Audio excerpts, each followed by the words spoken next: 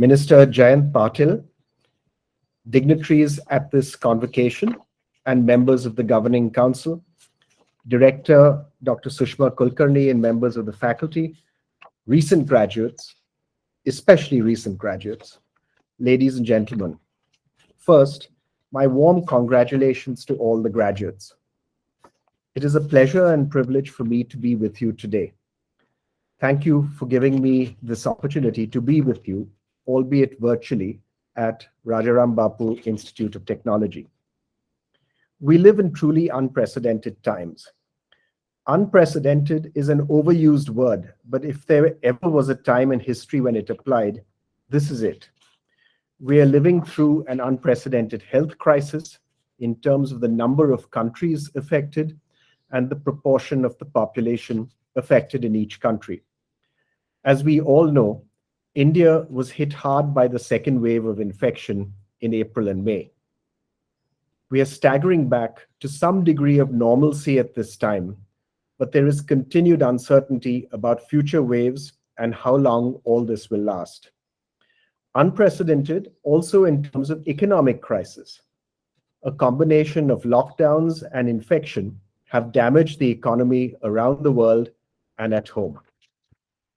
So you are all graduating in truly unprecedented times, with simultaneous challenges of health and economy. I can imagine that you are concerned about the world's future, our country's future, and about your own individual future and its prospects. Unprecedented times call for unprecedented leadership. Can we collectively rise to the challenges we face? How can you, as newly minted engineering and management graduates, participate in this process? A convocation address is an opportunity to indulge oneself. Since you don't get to ask any questions, this is a fine opportunity for me to give advice with no consequences. I thought, therefore, that I'd make a few comments about your options in these unprecedented times. I'm mindful that most of you listening have just graduated, are parents of students, and are well-wishers of this institution. Having a degree from a good institution like RIT is a privilege. It means one automatically has opportunities that are distinct and attractive. So these reflections are for those like you who have the privilege of choice. Let's start with choosing the right career. How does one choose a career? I believe very strongly that one must enjoy what one does. This to me is an absolute. If you don't enjoy your work, change what you do. Too many of us choose fields of study and choose careers because someone tells us they are good to do. We must value English as much as engineering and history as much as medicine. The same applies to all professions, teaching or government service or banking or whatever. And if you work in industry, the quality of the company matters more than its fame. Any student of management, such as all of you MBAs out there, will be familiar with the theory of motivation. Just to remind you that factors split into motivation factors and hygiene factors. Money is a hygiene factor. If you don't have it, you will be dissatisfied. But if you do have it, you may still not be satisfied. Satisfaction requires motivation, and the most enduring motivation factor is the content of the job itself. To that, I would add the kind of people one works with on a daily basis. So one must work with good people whose company one enjoys, and the content of the job should be such that the work is challenging and one learns all the time. If those two are right, then that will provide its own reward. Second, to me, it is important to make a difference. If you are one of 500 professionals recruited each year into a company, the chances of making a difference are very limited. That, to me, is the single big advantage of manufacturing companies over IT companies. For the IT service business, people are the product. So recruiting more and more people is the way to grow. Even the largest manufacturing companies recruit dozens of professionals each year, not hundreds, and certainly not thousands. So the chance of standing out, of making a difference, are much greater. I'll return to this point on manufacturing later on. It also matters where one works. Until some years ago, I used to teach a course each year at Stanford University. I loved the course, the university, and the teaching. People used to ask me which I enjoyed more, teaching at Stanford or working in Pune. My answer was always that while I enjoyed the teaching very much, I knew that regardless of how much people liked my course, it made very little difference to the university. Stanford was a great university before I got there, and if it had never heard of me, would still be a great university. I felt, though, that working in India, I made more of a difference in our company, in industry in general, in society around me. Perhaps that was just my ego speaking, but I felt and I feel that I make a difference here, and that makes it all worthwhile. I'd like to tell you a quick story next, and then I'll talk about your potential role as a newly minted graduate, as a leader, so we have the right future as a country. My story is about someone who works as a security guard at our factory. He said to us a few years ago with great pride that his son had graduated as an engineer and gone to work for GE, and his daughter had qualified as a doctor and started work in a hospital. So within a year, this family had gone from a monthly income of around 15,000 rupees to a family income of 1.5 lakh. That order of magnitude improvement in well-being is what has been driving our growth forward as a country. As you may know, consumption contributes 60% of our GDP growth. This growth is real, it is widespread, and it has 30 years still to run. That's where our future lies. Now, note two things from this story. First, this security guard is not unique. There are hundreds of thousands like him. But he is also not typical. There are many, many millions of Indians who aspire to go through the same process. This, to me, is our development challenge. How do we create opportunity for all 1.4 billion of our population? Note also the crucial role of education. It was the ladder of progress for our security guards family. So I hope you appreciate that your education is a path to a better livelihood, and that your education is the platform for great citizenship. Let me come back to my argument of working in India. When I graduated from college in 1987, a long time back, we lived in an India that was stuck. My favorite weekly newspaper, The Economist, did a survey of the Indian economy in June 1991, in which it said, nowhere in the world is the gap between what might have been achieved and what has been achieved as great as it is in India. That is a very sobering statement. Isn't it great that in these 30 years, so much has changed that today no one could make that same statement? So as we deal with our unprecedented health and economic challenge, I think it is good to remind ourselves that in the last 30 years, India has been one of the world's 10 best performing economies.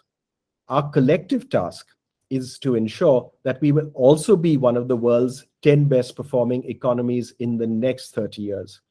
We cannot take this for granted. Achieving this must be our minimum ask for any government we have and for ourselves. But I will go further.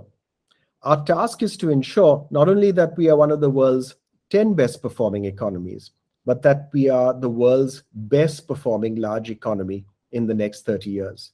That must be our goal, in spite of the havoc caused by the virus.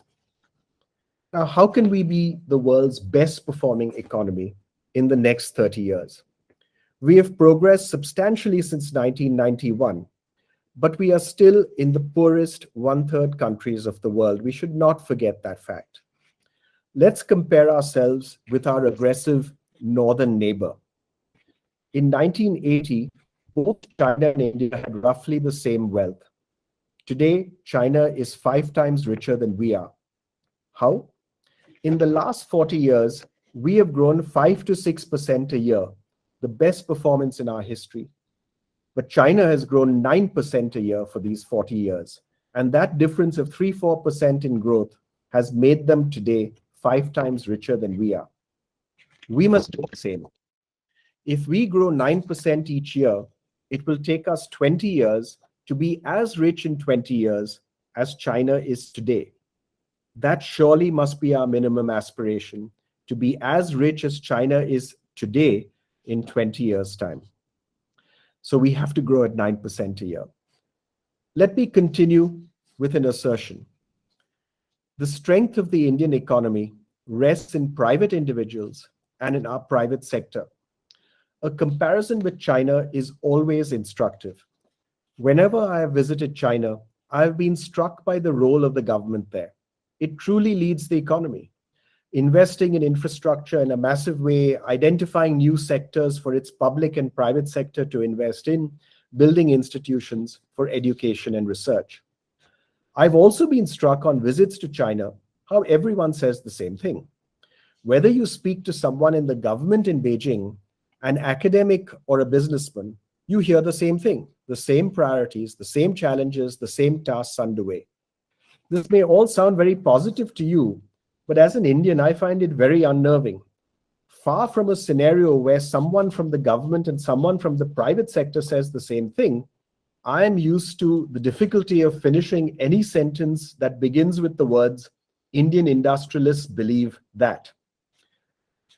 It is this diversity of opinion that makes Indian industrialists resilient, entrepreneurial, and independent. And just as I am uncomfortable with the conformity of China, I am much more comfortable with our diversity in India, a diversity of communities, religions, languages, ethnicities, opinions, and arguments that makes us easily the world's most diverse country.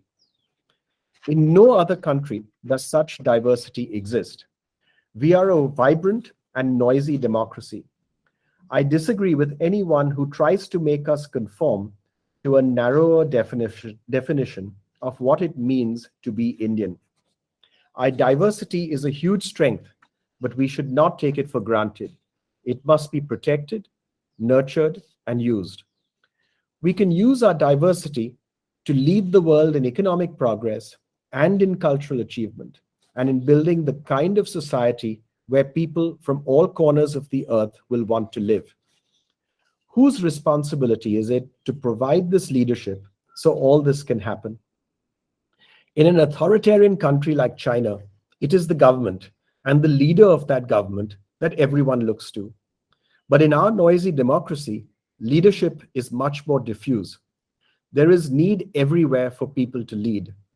In the union government, in the state governments, in private society, in industry, in NGOs, in each individual's operations and work and life. So this all creates space for those like you newly minted graduates to lead. What should you do? Let's return to our unprecedented challenges of health and economics. And I'd like to give you one example for both challenges of the great need for us all, for you to contribute leadership. Let's start with our immediate challenge, which is health. Unless we control the virus, we are going to struggle to get our economy and country back on track. This year, growth will be fine. But what happens next year and the next 20 years? We have to get to 9% year on year on year, not just this one year. We have to do it for 20, 30 years.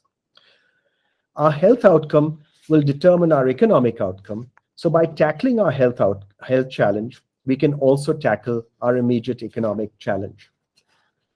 We need to have adequate health infrastructure in place to handle any new wave, so we do not experience again the trauma we saw in April and May. We also need to sustain COVID-appropriate behavior like wearing masks at all times in public and ensuring no large gatherings for whatever reason. No gatherings for social or religious or political or business purposes. And we're all going to be challenged in this next month during the festive season as we see gatherings around us. And we have to encourage people to wear masks and follow this behavior for a few more months to get things truly in control. Until we have until we have fully vaccinated our entire population, that's our key task. As you know, the government committed that every adult Indian will be vaccinated by December.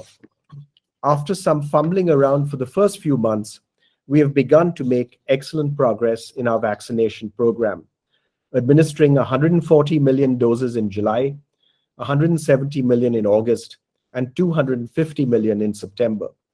Today, 30% of our adult population is fully vaccinated, and another 30% have one shot. We need to keep this momentum of 250 million shots a month going to complete the process as soon as possible. Vaccine supply has dramatically increased in recent months, thanks almost entirely to Serum Institute, that is today producing over 200 million vaccines a month. And we as citizens and companies need to do whatever it takes to help the government get this done. One of the most troubling aspects of our COVID-induced economic trouble has been the fall in the employment ratio in the country. The Center for Monitoring the Indian Economy estimates that we have roughly 10 million fewer people employed than we had in February 2020. A further 10 million people have lost their jobs in cities and moved back to their villages. This needs to be reversed, and our cities need to return to being big generators of employment. One of our biggest employers is the tourism and hospitality sector, and this sector has been hammered by the pandemic, as it has in every country. As we get our health outcomes under control and limit the impact of the virus on our lives, the biggest bounce back will be in the tourism industry, and with it will come a recovery in employment. We also have great potential in manufacturing. China's growth has been driven by manufacturing. If China's economy is 5 times our size, its manufacturing sector is 8 times our size. We have much to do here.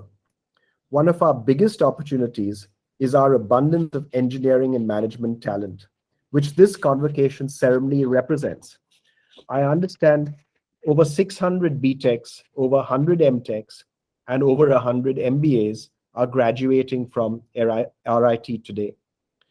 India sees over 1 million engineering graduates each year. This is a huge talent pool. It is the source of our IT industry's great strength.